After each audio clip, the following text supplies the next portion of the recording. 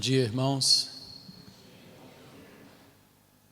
Vamos abrir as nossas Bíblias em Lucas capítulo 23.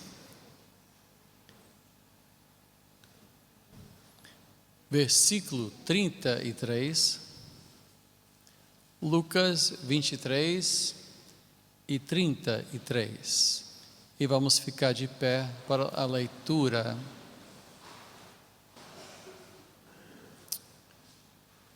Dos dois versículos 33 e 34. Quando chegaram ao lugar chamado Caveira, ali o crucificaram com os criminosos, um à sua direita e outro à sua esquerda. Jesus disse: Pai, perdoa-lhes, pois não sabem o que estão fazendo. Então eles dividiram as roupas dele, tirando sortes. Oremos. Amado Deus e Pai, Criador dos céus e da terra,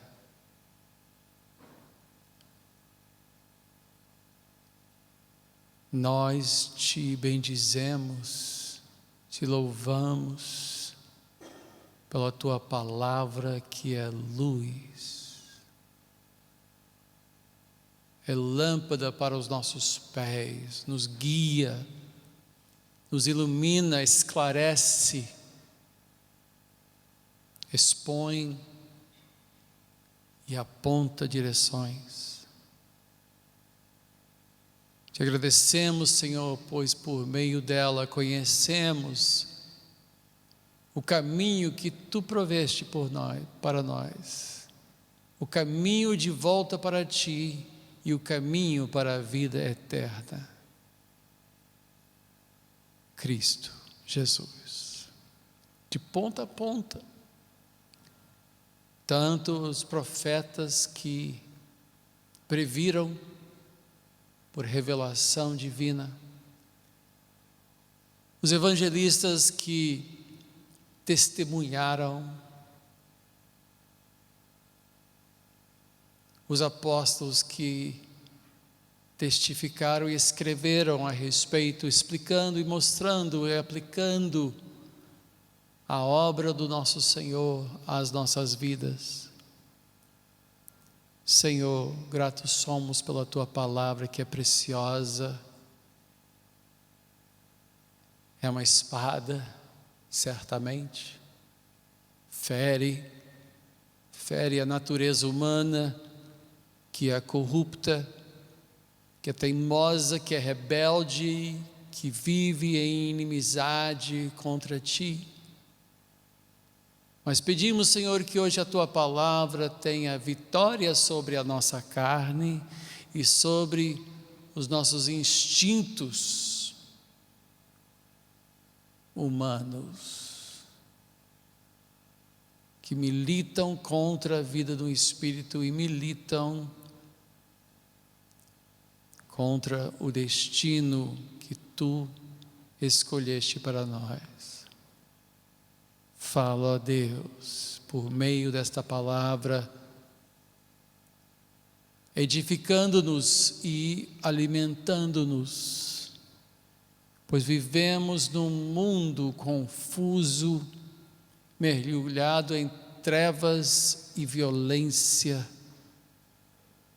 onde 1 milhão de vozes são ouvidas, mensagens diárias incontáveis, um incontável número de mensagens que confundem, que corrompem. Senhor, que esta mensagem tenha a clareza da palavra de Deus, fazendo com que os sofismas, as mentiras, as vãs filosofias caiam por terra e percam seu poder sobre nós. Eu te peço isto em nome de Jesus. Amém e amém. Podemos sentar.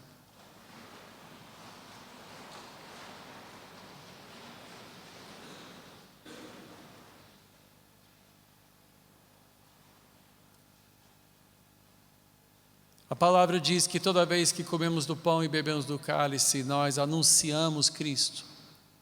E Cristo mesmo disse: faça isto em memória de mim. Partir o pão, beber do cálice. O que nós estamos fazendo ao longo destas 6 semanas não é só lembrar, no sentido que nós compreendemos a memória, mas estamos procurando lembrar assim como os hebreus faziam, pois um hebreu se lembrava de maneira diferente de nós, o sentido é diferente. Literalmente, quando Jesus disse, faça isso em memória de mim, ele estava dizendo, reviva o que aconteceu. E ao longo da quaresma, dessas 6 semanas que antecedem a Páscoa, o nosso propósito aqui não é só falar coisas sobre a cruz, para nós sermos mais bem informados ao seu respeito, mas é literalmente revivermos. Assim como um casal quando celebra o seu aniversário de casamento, ou quando recebe visitas e começa a mostrar fotos do seu casamento, ou fotos do passado, e começam a lembrar, ao olhar as fotos, começam a lembrar de tudo que se passou, ou quem sabe em tempos mais recentes, pessoas gravam suas cerimônias, e então todo mundo senta, apaga as luzes, liga o projetor ou televisor, né? Claro que hoje em dia não usamos mais projetor, né? Isso é dos tempos não tão remotos, não tão distantes, né? Não vou perguntar quantos se lembram do que é um projetor, mas muitos aqui se lembram dos projetores, né? E então via assim a música e o vestido e o rosto do noivo quando virou, né, praticamente no altar, e viu a sua noiva e a expressão no seu rosto, aquele momento que o pastor disse, agora pode beijar a sua esposa, e todo mundo, eita, beijou, ou aquele momento eterno de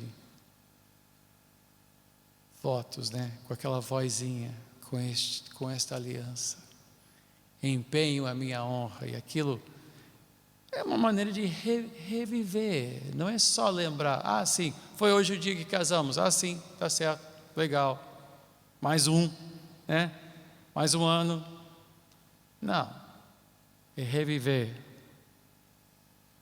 isso reacende certas emoções, isto relembra momentos preciosos. Que Deus reacenda em nós também os nossos votos, e a nossa gratidão, e o nosso amor para com o Mestre, ao longo dessas 6 semanas, ao revivermos o caminho da cruz, ao relembrarmos o que aconteceu, e ao examinarmos o porquê que tudo aconteceu. A sua paixão, a Via Crucis, que frequentemente mencionamos, mas sem revivermos.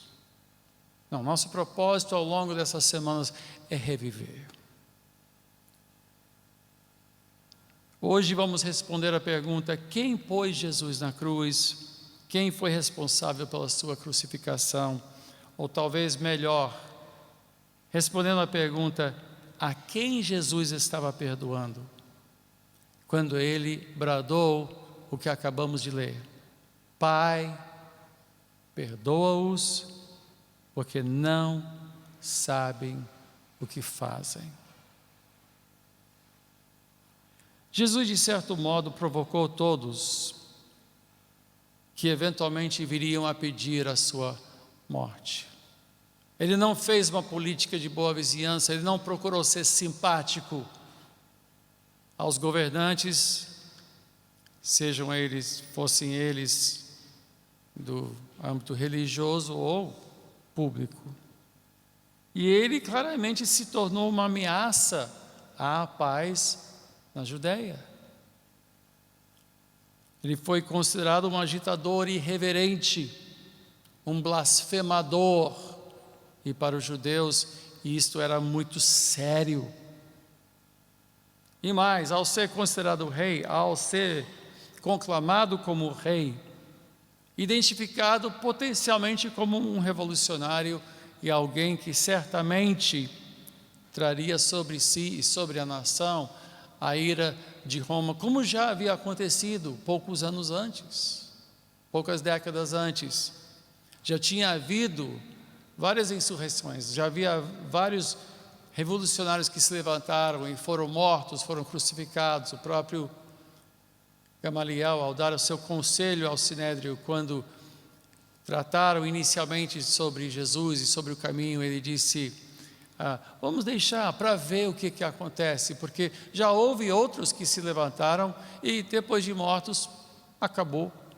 Mas se isso for de Deus, tudo que nós fizermos não será o suficiente para impedi-lo. E se não for de Deus, então certamente vai levar o mesmo fim que outros já levaram. Mas Jesus foi julgado e, pasmem, foi julgado inocente pelos juízes constituídos. E embora julgado inocente, mesmo assim condenado à morte mais cruel que jamais havia sido inventado pelo homem.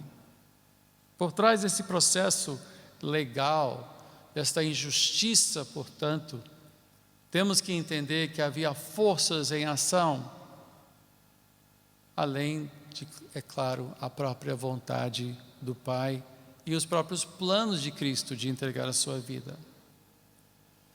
Inicialmente, quando vemos a sua crucificação, o mais óbvio é que Jesus estava perdoando os soldados que estavam o crucificando. Isso é talvez o mais óbvio, porque estava olhando para ele, certamente contemplando os que estavam executando Todos os evangelhos se limitam apenas a dizer que os soldados o crucificaram, não descreve o processo. Nós temos que entender o processo da crucificação por outros meios, por outros documentos históricos que descreveram muito bem a crucificação, sim. Foi uma execução inventada pelos bárbaros, por tribos absolutamente sanguinários, e depois adotado pelo Império Romano. Terrível, terrível. Como é que eles faziam isso? Pois ao descrever, você entenderá que os que eram destacados para esse tipo de serviço acabaram se tornando pessoas muito brutas, muito insensíveis, desumanos. Os soldados destacados para isso estavam acostumados a executar cruelmente e brutalmente os seus condenados. Primeiro, eram despidos. O condenado era despido e frequentemente, e no caso de Cristo, açoitado.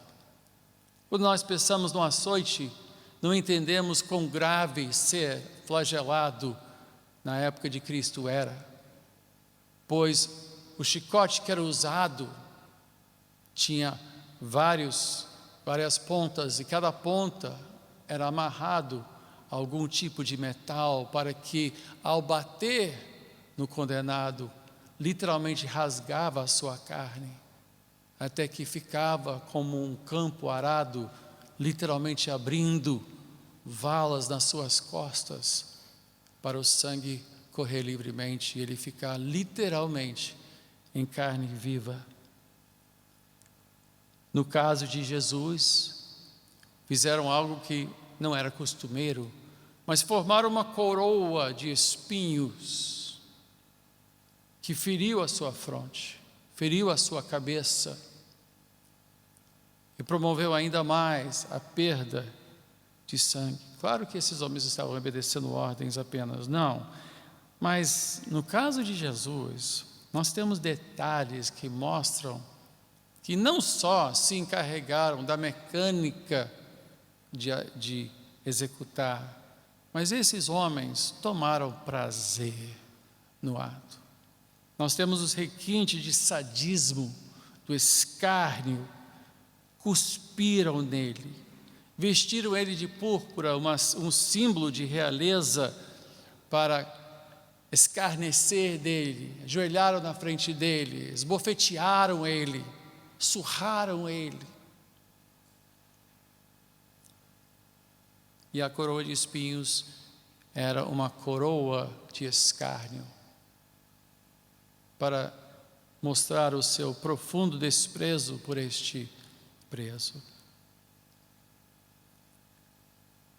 Como era comum, o condenado tinha que carregar a sua cruz até o lugar da sua execução. Mas a essa altura Jesus já estava tão debilitado que ao cair eles pegaram alguém para tomar o seu lugar e carregar a cruz por ele.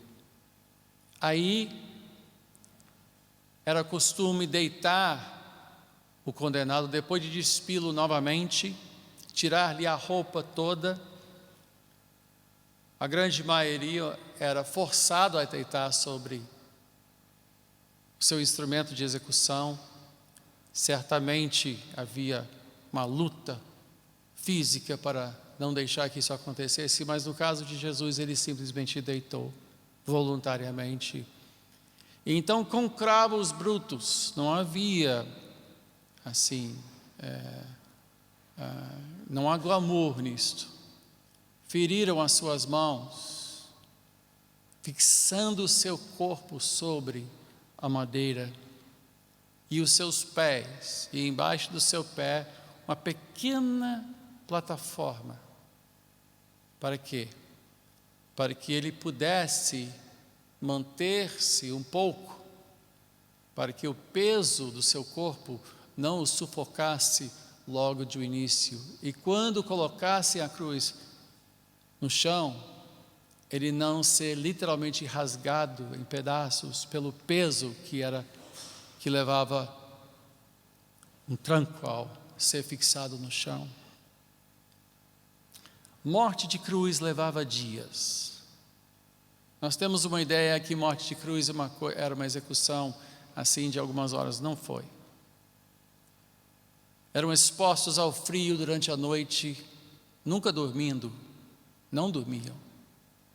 Ao calor do sol de dia, enquanto sangravam, morrendo de sede, morrendo de frio, morrendo de fome, e alguns literalmente perdiam a sua sanidade antes de morrer. Morriam insanos, levados a esta insanidade por uma dor, por tantas dores inenarráveis e incalculáveis. Era tão brutal que a lei romana proibiu que um cidadão romano fosse executado, por mais grave que fosse o seu crime. Um cidadão romano não podia ser crucificado, porque literalmente a pessoa morria como um animal. Era tratado como uma besta, fera. Tratado como um ato de abate. Então, certamente, ao tomarem prazer neste ato, ao lançarem sortes pela sua roupa, esses soldados parece que sabiam o que estavam fazendo. Eles estavam executando alguém que o governante mandou crucificar, com o requinte de sadismo, com o prazer do escárnio, com quase uma festa macabra. Certamente os soldados eram culpados, mas Jesus os perdoou porque não sabiam o que estavam fazendo. Mas ainda, Pilatos também teve sua parcela de culpa, certamente mais ainda do que os soldados, porque em João 19, não precisa abrir, ouça, mas para quem está anotando, João 19, versículo 16, 17 e 18 diz: finalmente Pilatos o entregou a eles, aos soldados, para ser crucificado. Então os soldados encarregaram-se de Jesus. Levando a sua própria cruz, ele saiu para o lugar chamado Caveira, que em aramaico é chamado Gólgota. Ali o crucificaram e com ele 2 outros, um a cada lado de Jesus. Pilatos era o governador romano da Judéia durante o reinado do imperador Tibério. Não era um posto de prestígio.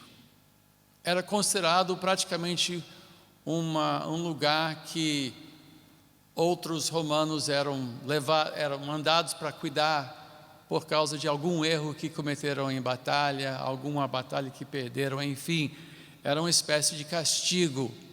Era aquele emprego que ninguém queria, porque os judeus eram muito teimosos e muito problemáticos.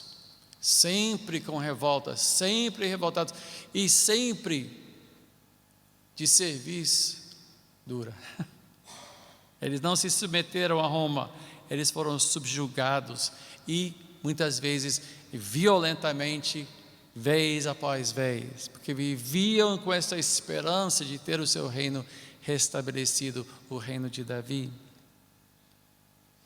Então não era um posto de prestígio, mas ele tinha uma reputação de ser um homem eficiente e até justo, embora tenha sido muito odiado pelos judeus, como também ele os odiava profundamente.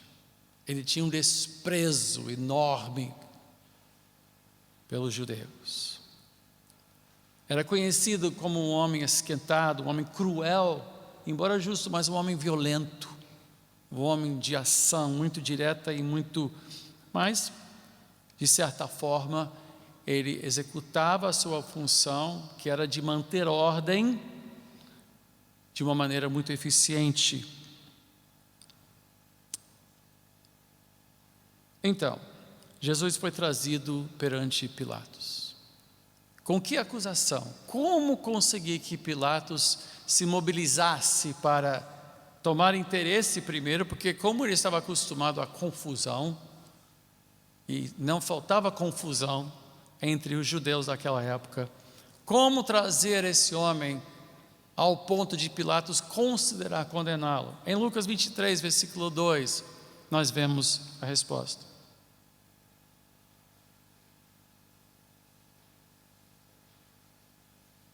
Lucas 23, versículo 2 diz: encontramos este homem subvertendo nossa nação.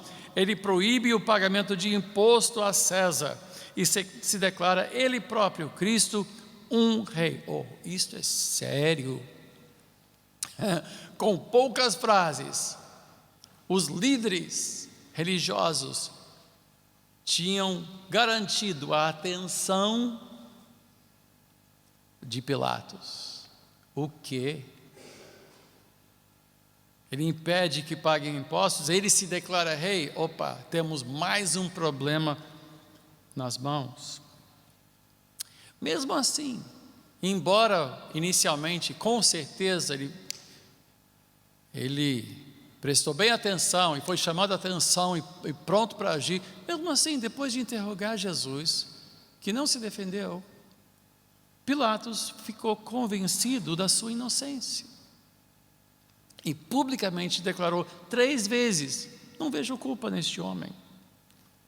Conhecido como um injusto, embora um homem também cruel e violento, ele diz: não vejo. Não só ele, como também o próprio rei Herodes também não achou culpa. E além do mais, a esposa de Pilatos teve um sonho. Isso é registrado em Mateus 27, versículo 19, para quem está anotando. Não precisa abrir, não vou abrir. Mas ela disse: não tenha nada a ver com esse homem, ele é inocente. Tudo apontava para inocentá-lo. E nós vemos, durante os relatos aqui, ele tentando manobrar para que ele pudesse libertar Jesus. Primeiro, ele mandou, em vez de ele mesmo assumir a sentença, mandou para Herodes. Vamos lá, ele é Galileu, então deixa o rei deles, é um rei, claro que um rei que servia a Roma, mas vamos deixar o rei Galileu, então, julgá-lo. Mandou para Herodes. Herodes disse, está inocente, mandou de volta. Tentou exportar seu problema. Depois ele tentou apaziguar os líderes, e aí sim, pelo chicote. Ele pensou, bom, se eu fizer isso, se eu mandar fazer isso, eles virem as suas costas em carne viva, certamente vai apaziguar, todos vão ficar satisfeitos, porque ser flagelado por um soldado romano não era pouca coisa, era praticamente uma sentença de morte mesmo.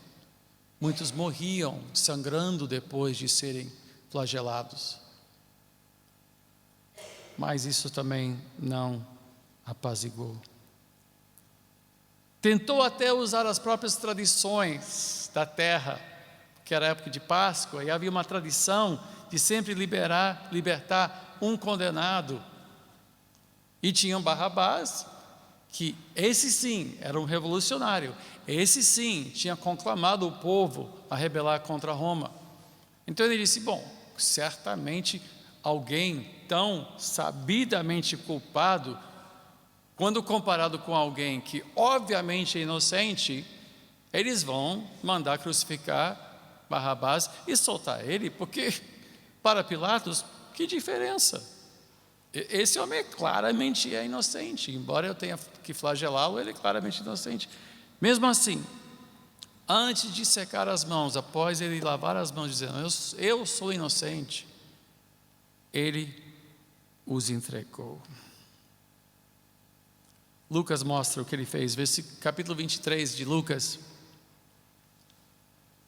Nós vemos como a coisa finalmente culminou no momento, aí, versículo 23.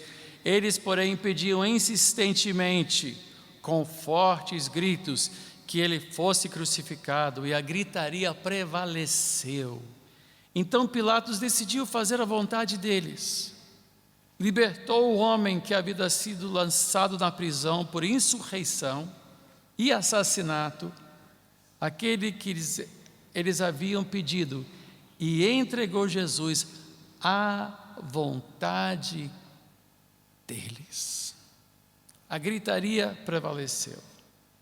Ele decidiu fazer a vontade do povo, embora ele soubesse que estava errado.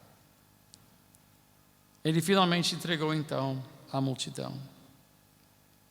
No fim, eles conseguiram intimidá-lo, dizendo que se não crucificassem, e aqui veio assim, digamos, o golpe de misericórdia, porque eles eram muito hábeis politicamente, o Sinédrio era muito hábil politicamente, sabia o que iria acender a ira de Pilatos, ou movê-lo. E eles disseram, se vocês não crucificarem esse homem, então você não é amigo de César. Olha só, entre fazer o que era certo, e era óbvio que o certo seria libertar Jesus, e a sua ambição,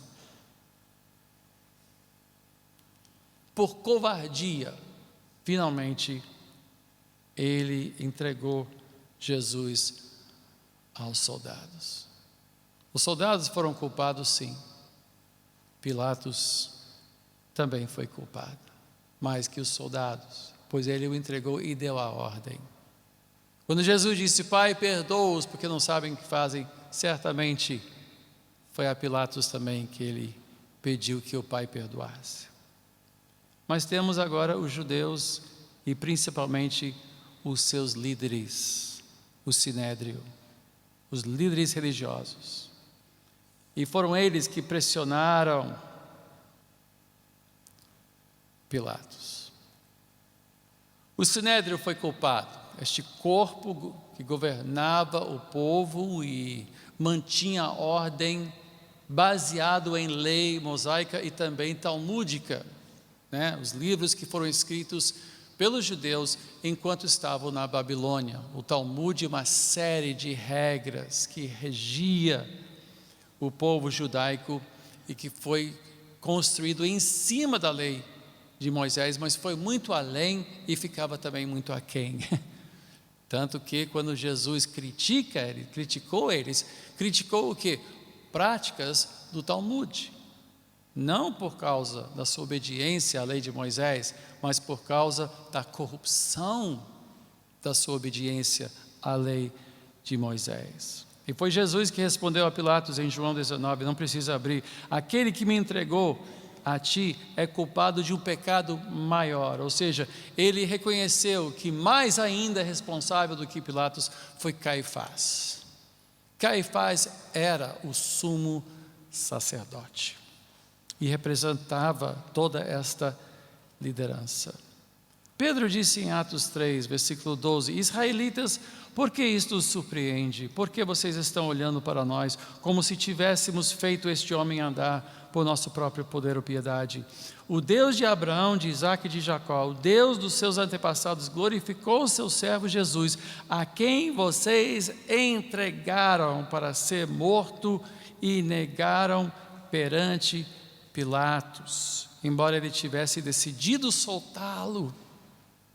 Vocês negaram publicamente o santo e justo e pediram que lhes fosse libertado um assassino. Todos sabiam que Pilatos estava resoluto em libertar Jesus, mas eles insistiram. Os líderes não só representavam o povo, mas instigaram o povo a fazer isso. Por que eles fizeram? Por que eles insistiram tanto? Bom, afinal, Jesus não seguiu as regras deles. Ele se declarou rabino sem ter estudado em escolas rabínicas. Não sentou debaixo de Gamaliel, como depois Paulo pôde dizer: eu sou fariseu de fariseus, eu fui aluno de Gamaliel, eu fui aluno dos grandes. Jesus não foi aluno. Aliás, aos 13 anos, ele já discutia com eles no templo e todos ficaram pasmados com o tanto de conhecimento que ele tinha. Pior, ele confraternizava com pessoas de má reputação. Um fariseu jamais teria feito o que ele fez. Ele sentou com publicanos e prostitutas, coletores de impostos. Aliás, um deles se tornou um discípulo. Mateus era um coletor de impostos. E Judas tinha sido um zelote, tinha sido um revolucionário. Mas companhias. E ainda mais, criticava os anciãos por exaltarem a sua tradição talmúdica acima das Escrituras. E denunciando sua hipocrisia, chegou a chamá-los de sepulcros caiados, literalmente de sepulcros brancos, que por fora, todos brancos e bonitos, mas por dentro, podres. Subvertendo a sua autoridade, denunciando a sua incapacidade de realmente ser exemplos na comunidade. E se isso não fosse o bastante, ele mesmo fez o que todos sabiam era sacrilégio. Ele se identificou como o Senhor do sábado, curando, e ao curar o homem paralítico, ele disse: levante-se, toma seu leito e ande. E era proibido carregar o leito num dia de sábado. Ele mesmo mandou um homem violar a lei talmúdica de carregar o leito aos sábados. O homem com a mão ressequida na frente de todos eles. Ele olhou e todos estavam esperando para ver o que ele faria. E ele curou o homem. E o homem estendeu a sua mão curada. E eles então, ao verem ele curar no dia de sábado, disseram que ele violara a lei do sábado e estavam a partir desse momento prontos para matá-lo. Mas ele se disse o Senhor do sábado, ao ponto de dizer: o meu pai trabalha ao sábado e eu também, se fazendo igual a Deus. Pronto, sacrilégio, digno de ser apedrejado. Eles não podiam apedrejá-lo, por quê? Porque estavam debaixo da lei de Roma, eles não podiam executá-lo como teriam o feito anos antes. Certamente, se ele tivesse dito isso, sem que houvesse lei e ordem imposta por Roma, os judeus teriam tentado apedrejá-lo. Então ele era um blasfemador, alguém que merecia a morte. Mas Marcos falou a verdade quando disse em versículo 10 de capítulo 15, Marcos 15, versículo 10 diz que Pilatos falou o seguinte, aliás, desculpe. Foi Pilatos que disse: vocês querem que lhe solte o rei dos judeus? Perguntou Pilatos, sabendo que fora por inveja que os chefes dos sacerdotes lhe haviam entregado a Jesus. Pilatos não era bobo, não. Ele era um político muito hábil e conhecia muito bem o povo a quem ele estava governando. Então, diz que ele sabia que os líderes tinham o quê? Inveja. Inveja. Por quê? Porque Jesus não só os acusou, como Jesus superou a todos eles em tudo que ele pregava e fazia. Quando ele pregava, todo mundo ficava assim: nunca ouvimos pregação assim, nunca ouvimos ensino assim. Ele fala como um que tem autoridade. E os mestres da lei, ao serem comparados, porque eles estavam comparando Jesus aos mestres da lei, e ao ouvirem isso, dizendo: peraí, esse aí não estudou conosco, ele não passou pela hierarquia rabínica para poder ser considerado um rabino de verdade, autenticado pelos líderes. E o povo dizia: olha só como ele fala. Ele fala como alguém que tem autoridade. Então, para tentar desmerecê-lo, o que eles fizeram? Porque eles se viram acusados. Então, colocá-lo à prova. Trouxeram uma mulher apanhada em adultério, dizendo: o que vamos fazer com ele? Fala. Ele disse: quem estiver sem pecado, jogue a primeira pedra. E o povo, todo mundo assim. E os sacerdotes não podiam fazer nada.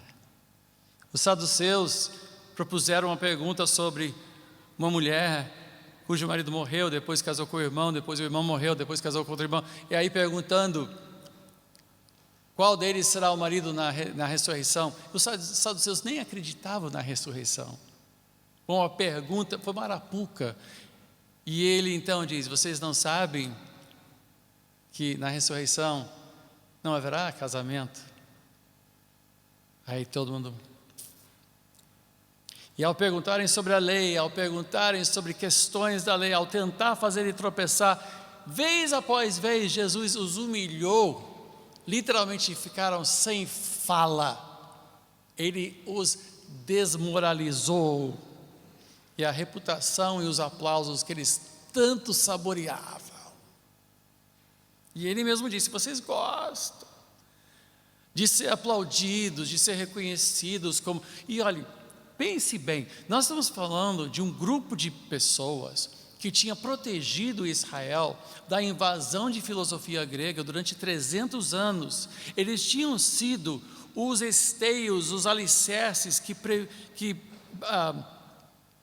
conseguiram impedir que Israel fosse seduzido por filosofia grega. Eles eram considerados os heróis do povo, os defensores dos bons costumes, os defensores da verdade, os defensores da lei. Esses homens eram altamente honrados por todos, ao ponto dos discípulos ficarem meio abalados assim, e Jesus teve que dizer: gente, eu sou a videira verdadeira.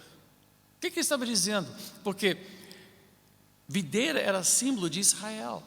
Literalmente, Israel era conhecida como a videira que Deus plantara nesta boa terra. E então ele teve que dizer: gente, eu sou a videira verdadeira, não são eles. Permaneça em mim, eu sou a videira verdadeira. Então ele os expôs e mostrou que eles não eram nem de longe este exemplo de piedade que pretendiam ser. Então, fosse o prazer cruel dos soldados, a covardia, a ambição de Pilatos ou a vontade dos judeus, Jesus os perdoou a todos. Porque ele mesmo disse: não sabem o que estão fazendo, nem Caifás sabe o que está fazendo, não sabe. Ele não enxerga, ele só enxerga seu orgulho, ele não enxerga o que está acontecendo. Até hoje, amados irmãos, há muitos que em nome da religião, até cristã, não enxergam o mal que fazem, ou por covardia, ou por ambição. Alguns não querem abrir mão do seu orgulho, pois as palavras de Cristo nos ferem até o dia de hoje e revelam quem nós somos. Mas ainda há outro, Judas Iscariotes. E é interessante porque a Bíblia não mostra porquê, não mostra bem por que Judas fez o que fez. Sabemos que Judas vendeu Cristo, sabemos que houve dinheiro envolvido, era um homem destinado a fazer o que fez. Jesus, na sua oração sacerdotal de João 17, ele disse: eu não perdi um só dos que me entregaste, Pai, exceto o filho da perdição, aquele que certamente iria perecer. Havia um plano, Deus estava executando o plano, mas Judas fez com vontade. Ele foi até o Sinédrio, ele ofereceu trair o seu Senhor. Por que ele traiu? Não sabemos.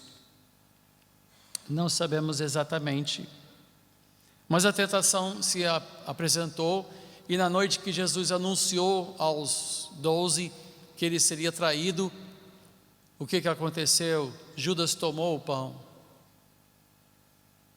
Ele disse: aquele que deitar o pão, comer o pão comigo, este me trairá.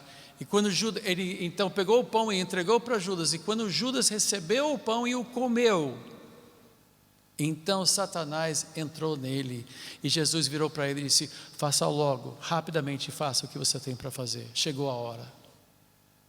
E ele saiu na noite.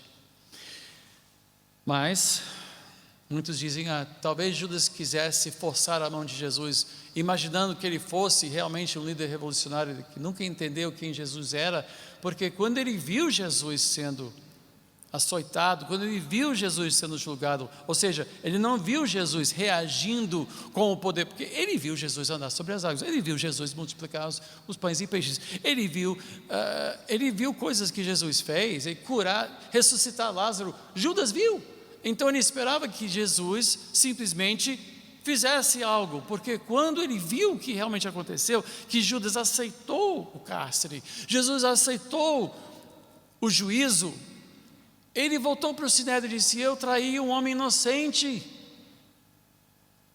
E ele quis devolver o dinheiro, mas então já era tarde demais. E amargurado, ele saiu e se matou. Perdão lhe foi oferecido também, muito embora já fosse tarde demais. Pois a Bíblia diz que uma vez é ordenado o homem viver e depois vem o juízo. Então Jesus o entregou certamente por ganância, ele queria o dinheiro. Os sacerdotes o entregaram por inveja, os Pilatos o entregou aos guardas por covardia, e os soldados o crucificaram com prazer sádico. Todos traíram a Jesus, e ao fazerem isso, traíram a si mesmo também, porque a própria multidão fez uma loucura. Em Mateus 27, versículo 25, o Pilatos tentando arrazoar com a multidão, e você não consegue arrazoar com a multidão, porque uma vez que a multidão começa a se ensandecer, toma uma dinâmica de loucura, ao ponto deles dizerem, em versículo 25, que o sangue dele caia sobre nós e sobre os nossos filhos. Olhe que insanidade! Rogaram maldição sobre as suas próprias cabeças. Não sabiam o que estavam fazendo, não sabiam com quem estavam lidando. Eles estavam rogando juízo sobre si por terem promovido a crucificação do nosso Senhor. Mas há mais, pois eles foram culpados, todos eles, só que há outros. Nós também somos culpados pela crucificação. Meu pecado o levou, não só os pecados de Pilatos, não só os pecados do Sinédrio, não só os pecados de Judas, não só os pecados e a insanidade do povo, nós. A Isaías 53, temos que ler. Isaías 53, quem creu em nossa mensagem, a quem foi revelado o braço do Senhor? Ele cresceu diante dele como um broto tenro e como uma raiz saída de uma terra seca. Ele não tinha qualquer beleza ou majestade que nos atraísse. Nada havia em sua aparência para que o desejássemos. Foi desprezado e rejeitado pelos homens, um homem de dores e experimentado no sofrimento. Como alguém de quem os homens escondem o rosto, foi desprezado e nós não o tínhamos em estima. Certamente Ele tomou sobre si as nossas enfermidades e sobre si levou as nossas doenças. Contudo, nós o consideramos castigado por Deus atingido e afligido. Mas Ele foi traspassado por causa das nossas transgressões, foi esmagado por causa das nossas iniquidades. O castigo que nos traz a paz estava sobre ele, e pelas suas feridas fomos curados. O nosso pecado, não só o pecado dos personagens que nós vemos nos evangelhos, foi o nosso pecado, o pecado de nós todos, que levou Jesus para a cruz. Ao dizer, Pai, perdoa-os porque não sabem o que fazem, nós certamente temos que ser contados entre os que não sabiam o que estavam fazendo, e não sabemos até o dia de hoje. Veja só quão claramente isto se estabelece, pois em Hebreus 6, versículo 4 a 6, diz o seguinte: ora, para aqueles que uma vez foram iluminados, provaram o dom celestial, tornaram-se participantes do Espírito Santo, experimentaram a bondade da palavra de Deus e os poderes da era que há de vir, e caíram, é impossível que sejam reconduzidos ao arrependimento, pois para si mesmos estão crucificando de novo o Filho de Deus, sujeitando-o à desonra pública, para si mesmo de novo. Por quê? Porque já fizemos isto uma vez. Nosso pecado já o crucificou uma vez. E se alguém provar, tiver uma prova, um gosto da era vindoura, o poder do Espírito em sua vida, e vira as costas, o que ele está fazendo? Está fazendo tudo de novo. É implícito aqui, que já fizemos a primeira vez. Todos nós somos culpados. Fui eu, foi você. Podia ter sido eu que lavasse as mãos. Podia ter sido eu que disse, chegou ao cúmulo de dizer, sangue dele seja sobre mim e sobre os meus filhos. Podia ter sido eu que o vendeu. Eu sou tão culpado, nós somos tão culpados quanto eles foram, pois foi pelo pecado de nós todos. Só que a vida de Jesus não foi tirada, Ele deu a sua vida. Em João 10, diz: eu sou o bom pastor. O bom pastor dá a sua vida pelas ovelhas. E depois ele disse: por isso é que meu Pai me ama, porque eu dou a minha vida para retomá-la.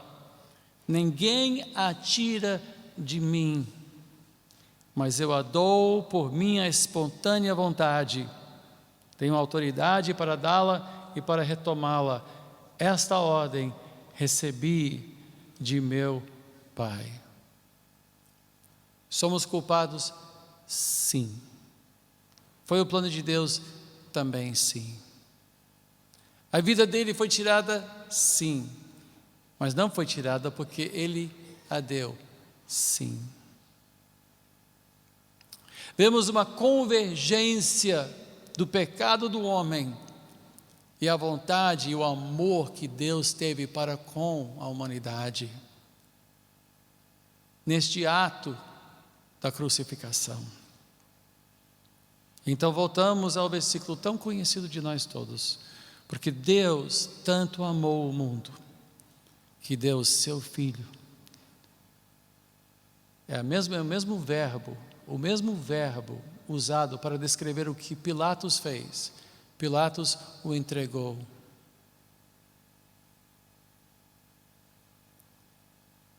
O Sinédrio entregou a Pilatos, Pilatos entregou aos soldados, mas o Pai o entregou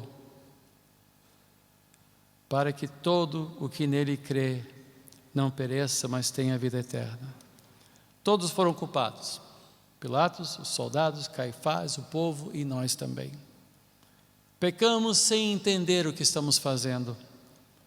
A todos nós ele perdoou na cruz, e é por isso que para os que creem, por mais culpados que sejamos, a salvação é certa. Oremos.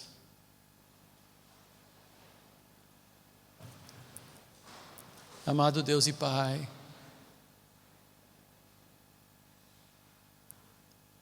revivemos este dia terrível na história e ao mesmo tempo glorioso. E ao ouvirmos as palavras novamente da boca do Cordeiro de Deus, ensanguentado, em angústia profunda, com a coroa de espinhos ferindo a sua cabeça, com sangue escorrendo das suas costas, das suas mãos, dos seus pés, tendo dificuldade de respirar, já com sede, pois recusou o vinho misturado à mirra, recusou tomar algo que amenizasse a sua dor, recusou saciar a sua sede com essa mistura profana de bebida, desta boca seca. O amor do Pai, o amor do Filho, tão claramente expressado. Ele não veio nos condenar, veio tomar sobre si as nossas dores, as nossas iniquidades e nos perdoar. Perdoa-nos, Senhor, perdoa os nossos pecados, em o nome de Jesus, amém.